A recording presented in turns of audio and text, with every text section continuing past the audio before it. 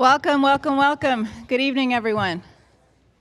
Could I ask you to take your seats?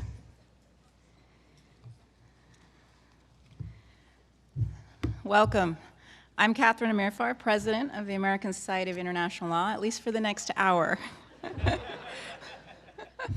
It's my pleasure to welcome you to the Assembly of the 116th Annual Meeting of the Society. We are delighted to have hundreds of you with us in person, first time in 2 years, with hundreds more joining virtually. It's wonderful to have so many of our members, colleagues, and friends in attendance, whether in person or virtually. As many of you know, we established the Assembly in 2016 to provide for a common experience that would bring us together as a society, to conduct our elections and other business in the presence of our membership, to honor the achievements of our colleagues, and to commemorate those who have played an important role in the life of the society. After 2 virtual annual meetings, it is good to be able to renew the tradition together here this evening. Before we begin the formal program, I want to take a moment to acknowledge the people at Tiller House. Under the leadership of our Executive Director, Mark Agrast, they've spent many months meticulously organizing everything you experience as the annual meeting. I want to thank in particular our Deputy Executive Director, Wes Rist, who oversees every detail of this massive and complex undertaking and makes it all look easy. We're lucky to have a group of professionals at Tiller House that have made possible not just this annual meeting, but all of the remarkable work carried out through the last 2 years by ASIL. They came at every challenge with unbelievable dedication, integrity, skill, and a whole lot of grit to be able to pull this off. I cannot say enough about them, as you can tell. So in addition to Mark and Wes, I'd like to acknowledge Justine Stefanelli, Director of Publications, but Master of All, Jack Carrico, Director of Development, Jimmy Steiner, our unflappable Director of Communications and Technology, Ursula Moore, Financial Whiz and Director of Finance and Administration, Marquita Singh, who tirelessly takes care of member services, Accounting Manager Melissa Crenshaw, Executive Assistant Selma Laporte. I hope you'll take the opportunity when you see them to express your personal appreciation for the extraordinary work that they do. Can I ask you all to stand, please, and take a bow? Sorry. I meant the members of the Tiller House.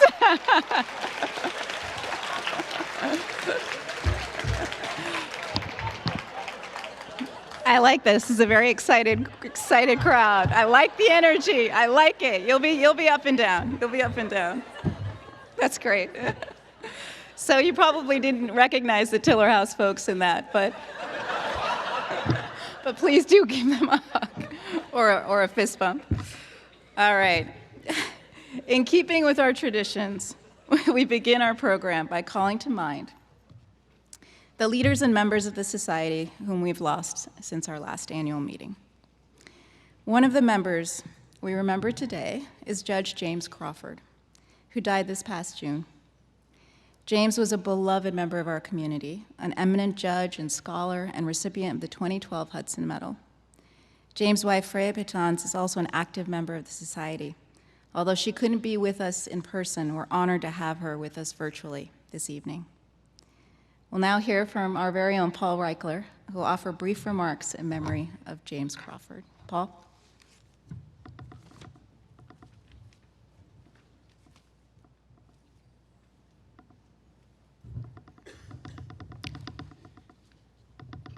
It's an honor to be asked to speak of James Crawford, but I wish I were here to present him an award rather than to commemorate his passing. I know I speak for many of you when I say that he was the greatest international lawyer of our generation, and his absence leaves a deep void. As an advocate before international tribunals, James was the best I ever saw, and I've been around a long time. I think all of us who have been fortunate to practice before the court with some frequency considered him the best among us, certainly among English-speaking advocates. I was privileged to serve alongside him as co-counsel for Georgia before the ICJ, for Bangladesh before ITLOS, and for Mauritius in interstate arbitration, and we were opposing counsel in several disputes in the ICJ between Nicaragua and Colombia and between Nicaragua and Costa Rica. The first thing anyone noticed about James the Advocate was how the court took notice of him. Invariably, every judge or arbitrator sat up, leaned forward, and focused his or her fullest attention on the man at the podium. James commanded their attention like no other advocate because they respected his authority on the law, his analytical prowess, the clarity of his expression, and his absolute and total honesty and integrity. The American author Herman Melville, who wrote Moby Dick, once said about Ralph Waldo Emerson, "I love all men who dive. Any fish can swim near the surface, but it takes a great whale to go downstairs 5 miles or more." James had a great whale of an intellect, second to none. Who better than he to serve as Australia's lead counsel in the whaling case before the ICJ? James was not only brilliant, he was also clever. He knew how to use humor as a form of argument better than anyone, and he loved doing so. He was tickled by his own jokes, and he worked hard on incorporating them in his speeches. He refined his delivery of them to a fine art. And it's not easy to make fun of the other side's argument without crossing the line into disrespect, which is not appreciated by the court. But James knew just how far to go and how to go there with a smile or a twinkle in his eye while delivering a devastating blow. James strove very hard to win, but he always respected the rules and his opponents. As a colleague, he was one of the kindest, gentlest souls I ever worked with. He was always supportive of his teammates and eager to help them. He was sensitive, he was generous. I'm not embarrassed to use the word lovable to describe him. And those who are lucky enough to become close to him loved him very deeply. As great an advocate as he was, James was much more than that, and his immense contributions to international law simply cannot be overstated. Among his greatest achievements, and there were many, were his service as an ICJ judge, his leadership of the Lauderpact Center for International Law at Cambridge, where he was a legendary professor, his book on the creation of states and international law, his updating of Brownlee's Principles of International Law, his 10-year tenure on the International Law Commission, where as special rapporteur, he took on 2 historic projects that changed international law forever: the Articles on State Responsibility and the draft statute of the International Criminal Court.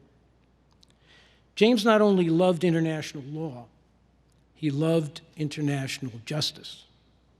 He had a strong sense of it, and he reacted viscerally to injustice, aggression, and especially war crimes and crimes against humanity.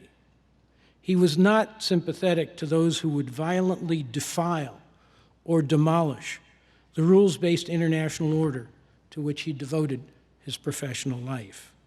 He was proud to represent Georgia in 2008 in opposition to Russia's invasion, occupation, and war crimes in that country. And he was proud of the court when it granted Georgia's request for provisional measures. Less so when it ultimately found itself without jurisdiction to proceed to the merits of the case, a decision of which he was always critical. Because of all that he was and all that he did, I do not believe that in a memorial tribute, James would wish us to ignore the terrible events that have been occurring since the 24th of February in another part of Europe. We cannot know with certitude what exact words James would have used to describe Russia's unprovoked war of aggression against another sovereign state, its wanton destruction of cities, hospitals, kindergartens, and maternity wards, the massive civilian casualties it has caused, the hundreds, if not thousands, of innocent human beings it has executed at close range. Although we do know that his words about these horrible crimes would have been honest and profound. Knowing him as I did, I am confident that at least two of the words he would want spoken on this occasion are these: Slava Ukraina, glory to Ukraine. In passing, James has left a huge void in our profession, in our world, that no other mortal can presently fill. We already miss him terribly, but we are comforted by the fact that his teachings live on in his manifold publications, and his spirit lives on in all of us whom he touched directly and indirectly. To truly remember and honor him, we must dedicate ourselves, as he would himself, to restoring, strengthening, preserving, and protecting a rules-based international order that tolerates only the peaceful settlement of disputes and that promotes respect for the lives, dignity, self-determination, and human rights of all peoples.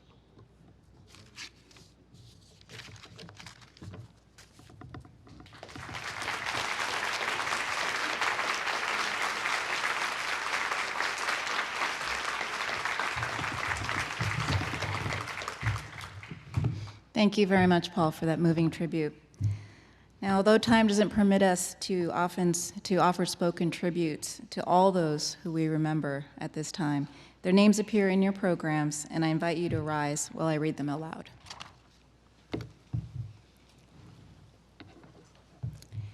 Shirley Abramson, Rudolph Bernhardt, William J. Butler, Mireille Delmas Marti, Richard W. Edwards, Emmanuel Gaillard, Christoph Heinz, Charles J. Kiever, Matti Palonpa, and Christopher D. Stone.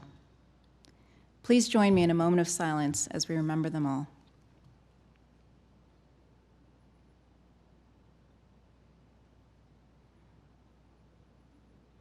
Thank you.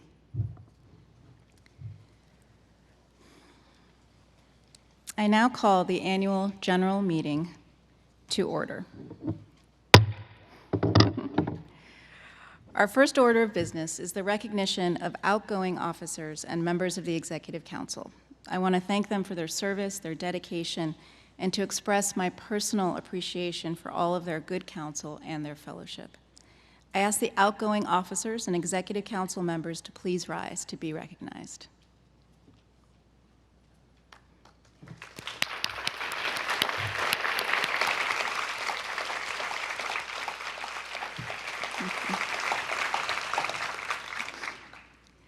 I'd now like to acknowledge the work of the 2022 annual meeting co-chairs and their committees in planning this magnificent annual meeting. They have overcome innumerable challenges, you know what they are, in producing this experience. In fact, due to travel restrictions, some members of the committee were unable to come here and experience the program they helped create in person. But you can see their names on the list, their list of names on the screens now.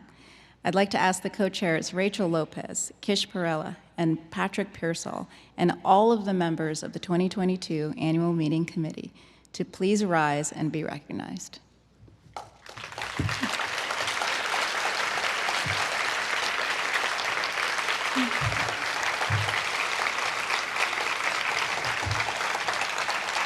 Congratulations. And it's my pleasure to announce, because the wary cannot stop working, the co-chairs of the 2023 annual meeting, Jennifer Permsley of Skadden Arps, Priya Pillai of the Asia Justice Coalition, and Sergio Puig of the University of Arizona College of Law. Priya and Sergio could not be here in person, but I'd like to ask Jennifer to rise so that you can join me in congratulating them for the work they're about to do.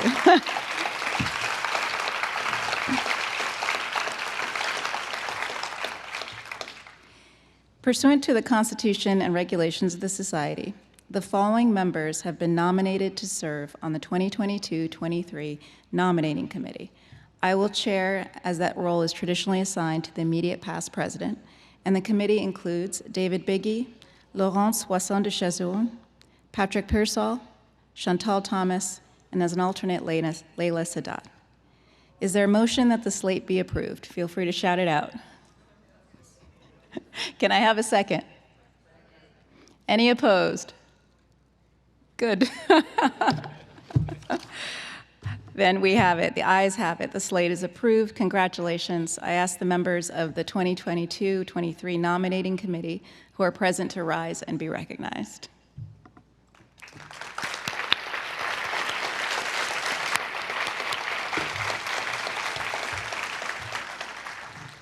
We'll now proceed to the election of officers, executive council members, and counselors for 2022 to 2023.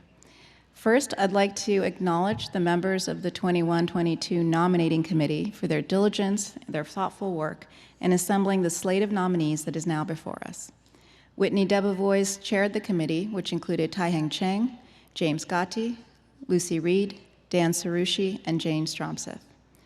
Would the members of the committee who are present please rise to be recognized?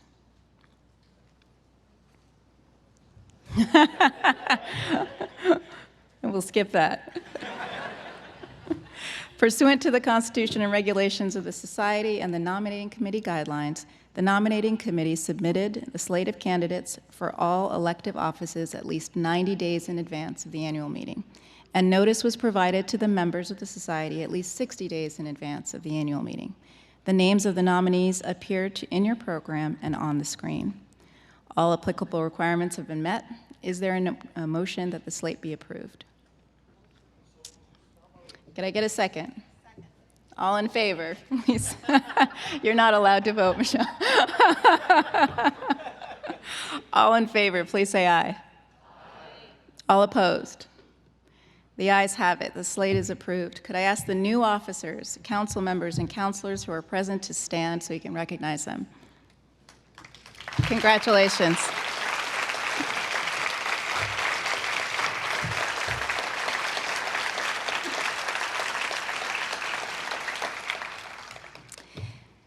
Before we conclude the annual general meeting, it has been our custom to ask whether there is any other business to be brought before the meeting. Is there any other business? There never has been in the history of the annual meeting. I declare the annual general meeting adjourned. Thank you very much. So now we get to the presentation of the honors and the awards.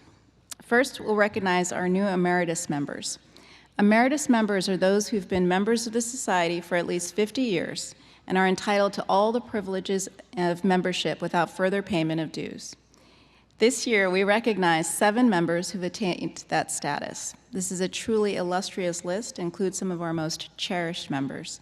I ask those who are present to rise as I read their names. Please hold your applause until all of the names have been read.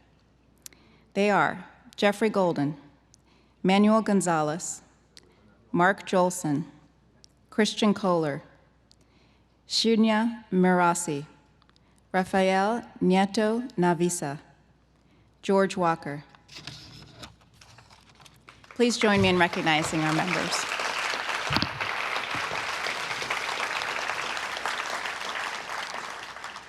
Before I turn to the prizes that have been awarded by the Society's interest groups, I'm pleased to announce that the creation of a new prize to be awarded by the Dispute Resolution Interest Group for Best Article in International Dispute Resolution, which we're looking forward to presenting at next year's annual meeting.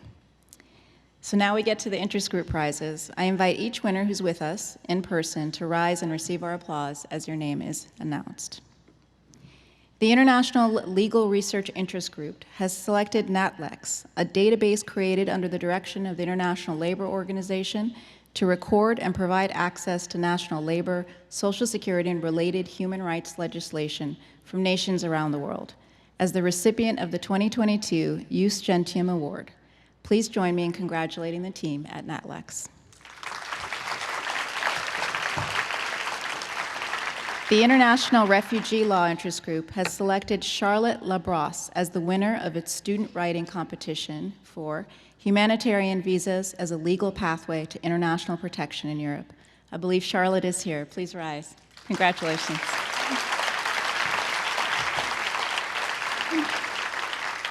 The International Legal Theory Interest Group is presenting its 2022 Scholarship Prize and Honorable Mention. That goes to Melissa Stewart for A New Law on Earth, Hannah and the Vision for a Positive Legal Framework to Guarantee a Right to Have Rights. The scholarship prize is awarded to Tom Dannenbaum for his article, Siege Starvation, a War Crime of Societal Torture. Congratulations.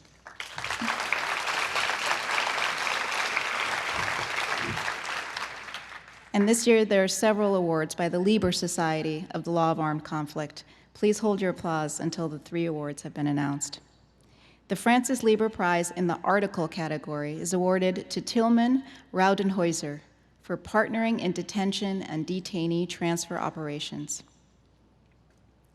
In the book category, the award goes to Yelena Plemenak for her book, Unraveling Unlawful Confinement in Contemporary Armed Conflicts. And finally, the Richard R. Baxter Military Prize is awarded to Asaf Lubin for his article, The Reasonable Intelligence Agency. Congratulations, all of you. Congratulations.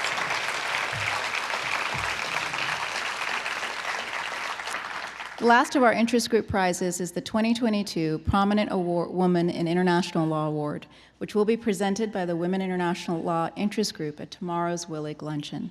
The award will be presented to former ICC prosecutor Fatou Bensouda. Congratulations.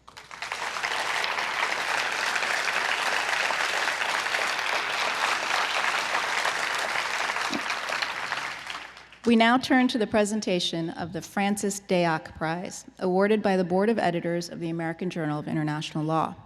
The prize has been awarded since 1973 to a, and I quote, younger author for meritorious scholarship published in the American Journal of International Law. The Dayak Prize Committee has chosen to give 2 awards this year. The first is to Zachary Mullengarden and Noam Zamir for their article, The Monetary Gold Principle, Back to Basics. In its citation, the selection committee referred to the article as a tour de force. And I quote from the citation, confronting a seeming foundation stone of ICJ jurisprudence, the monetary gold principle, the authors make a compelling case for pushing it aside. They present an alternative vision not only of ICJ jurisdiction, but of state consent, multilateralism, ICJ legitimacy, and the effectiveness of ICJ judgments. The second Dayak Prize Award goes to Stratos Pahis for his article, Bits and Bonds, the International Law and Economics of Sovereign Debt. The citation says, demonstrating a sophisticated understanding of both international investment law and sovereign debt, the author looks beyond doctrine to reveal the mismatch between the goals of 2 regimes and the challenges in marrying the 2 together. The author suggests a subtle doctrinal fix that might successfully reconcile them. The article should help arbitrators as they wrestle with future sovereign debt cases. Please join me in congratulating all 3 of this year's Dayak Prize recipients. Congrats.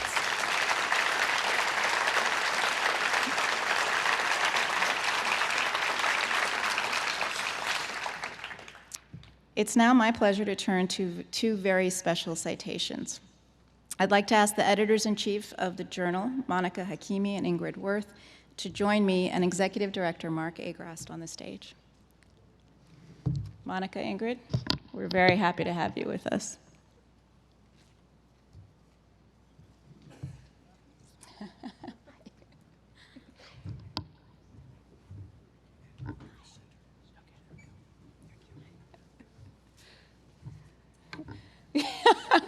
You look very comfortable. The first citation goes to Richard Bilder, who is concluding a half-century of active service on the journal. Richard, who received the Hudson Medal in 2016, is a much-admired member of our society, and I'm pleased to say that he plans to continue as an honorary editor of the journal. Although he's unable to be with us in person, I believe that he and his wife Sally and their daughter Mary are watching the ceremony. Richard wanted us to pass to you the following message. The opportunity and privilege to share in the important work of ASIL and AGIL over these many years, and particularly to meet, learn from, and become friends with so many wonderful colleagues, has been one of the most significant, worthwhile, and enjoyable experiences of my life, which I treasure and for which I am most grateful. I'll now present the award citation, which reads, "To Richard B. Bilder." Thank you. For his 50 years of distinguished service as an editor, honorary editor, and book reviews editor of the American Journal of International Law, and for his dedication to the advancement of international law scholarship.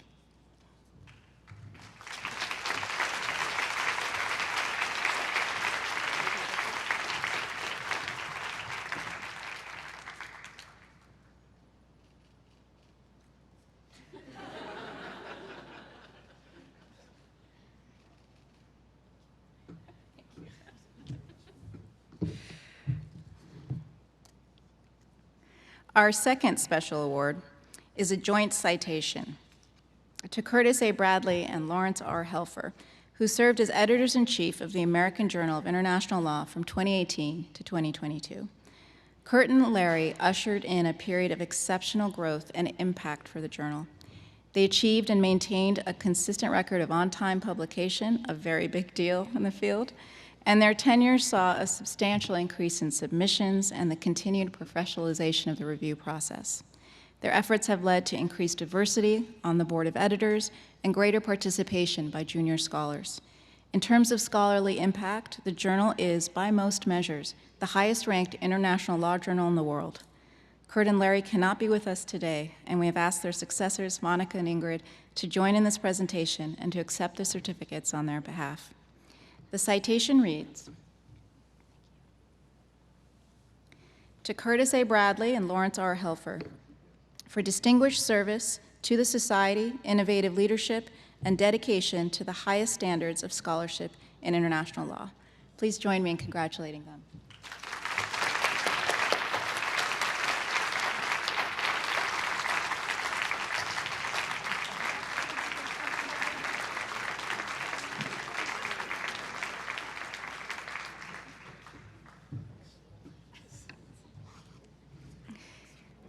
Thank you. So in 2018, the Society established the David D. Caron Fund to pay tribute to the life and achievements of our dearly beloved friend and colleague, former President David D. Caron. The fund supports the Society's Research Forum, which was created by David during his presidency.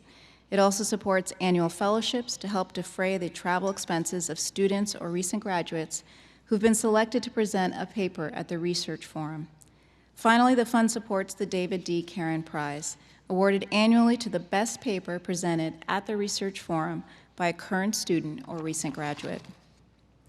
David's wife, Susan Spencer, and the Caron and Spencer families have been very much engaged with this initiative from the start, and each year we've been privileged to have Susan with us to announce the prize recipient in the fall and to participate in presenting the prize in the spring. The last two presentations were virtual, so it is a special pleasure to have Susan with us in person again this year to join me in presenting the 4th Annual David D. Caron Prize. Susan, would you join us on the stage, please?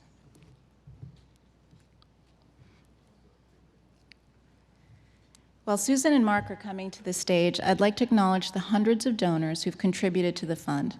In particular, I want to thank past President Charlie Brower and the Caron and Spencer families for their generous matching gifts. I'd also like to thank Dr. Kian Murphy, who worked tirelessly to help us bring these efforts to fruition.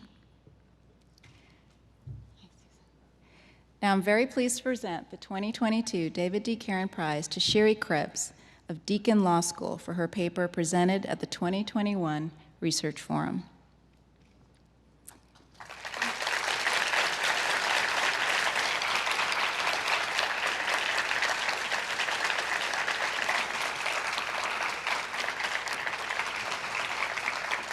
The paper is entitled, "The Effects of Visual Evidence on the Application of International Humanitarian Law, a Behavioral Approach."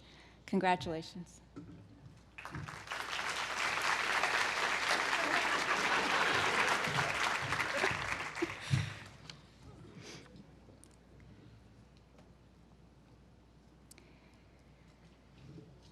We now turn to the presentation of this year's Certificates of Merit.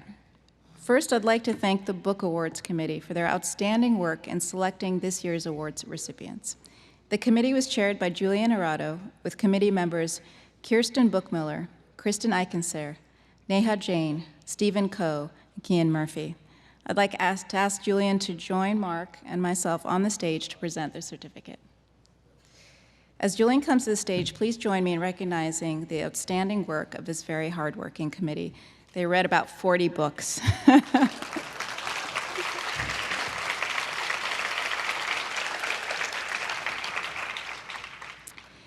The Certificate of Merit in a specialized area of international law is awarded to Mira L. Siegelberg for her book, Statelessness, A Modern History, published by Harvard University Press. Mira was unable to join us in person, but you can see a photo of her on the screen with her certificate. The committee citation states, "In this original and erudite account of the legal and conceptual history, Mira Siegelberg plucks the category of statelessness from a position of relative obscurity in international legal thought and shows how the phenomenon illuminates fundamental norms of statehood, sovereignty, and citizenship in the 20th century international legal order." Please join me in congratulating her.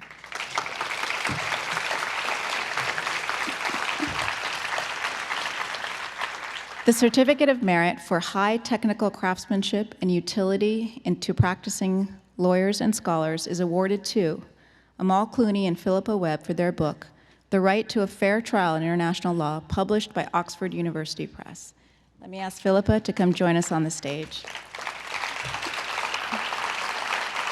The citation reads, "This comprehensive volume expertly illuminates the right to a fair trial under international law. The result is a highly textured account of a critical right that is axiomatic in our domestic, regional, and international legal systems." Congratulations.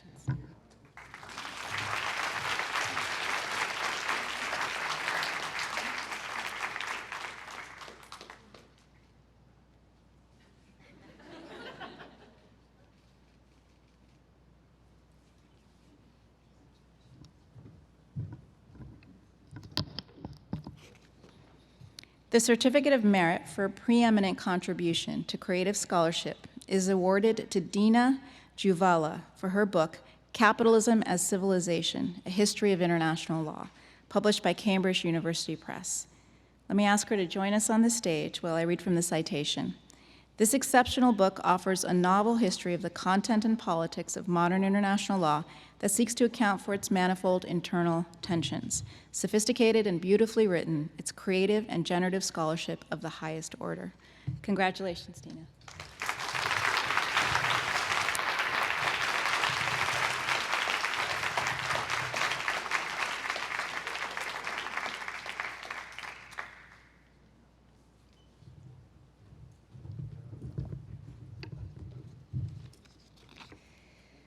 We now present the final certificate to the winner of the Robert E. Dalton Award for Outstanding Contribution to the Field of Foreign Relations Law. This award, made possible by a generous gift from the Dalton family, commemorates the life and achievement of Bob Dalton, a cherished member of the Society and a renowned authority on the law of treaties, who served for 36 years in the Office of the Legal Advisor at the U.S. Department of State.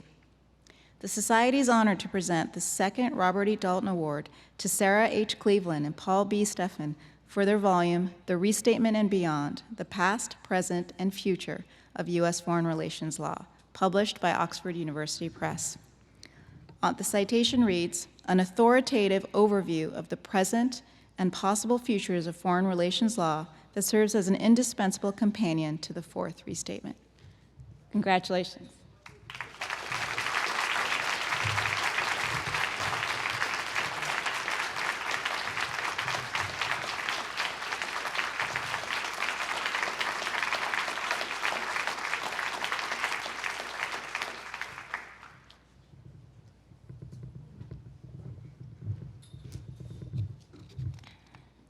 So please join me in congratulating all of the 2022 Book Award recipients. And Julian, thank you.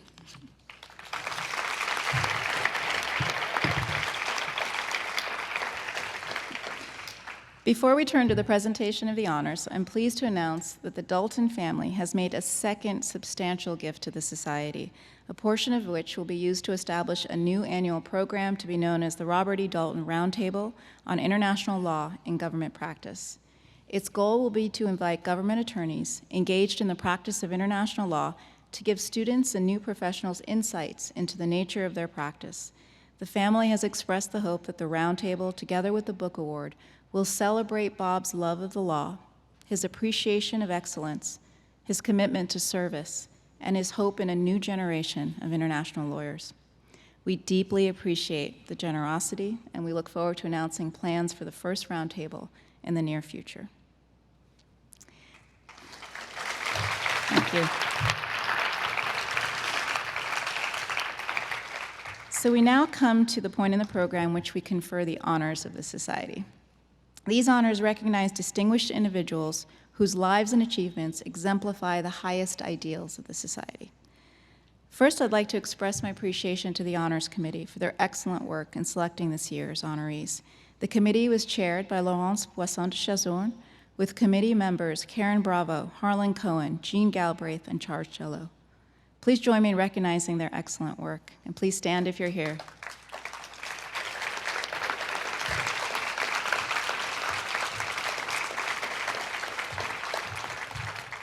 So to the honors, the Society's Honorary Member Award was first presented in 1906. It recognizes an individual of American or other nationality who rendered distinguished contributions or service in the field of international law. We are deeply honored to present this year's Honorary Member Award to Bhupinder S. Chimney. Professor Chimney is unable to join us in person, but you can see a photo of him on the screen with the award certificate. Please join me in congratulating him.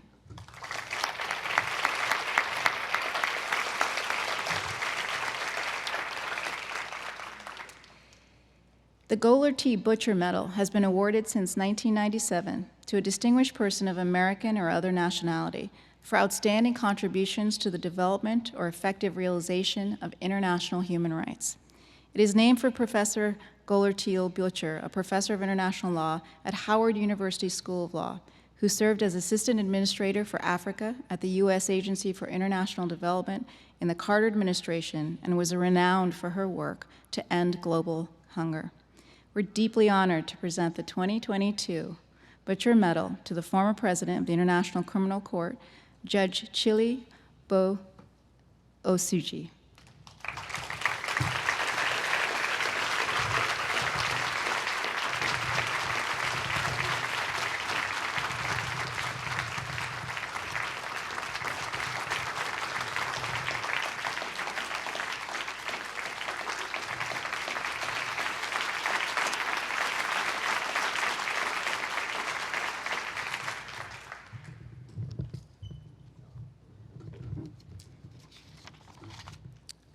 The Society's highest honor, the Manley O. Hudson Medal, has been awarded since 1959 to a distinguished person of American or other nationality for outstanding contributions to scholarship and achievement in international law.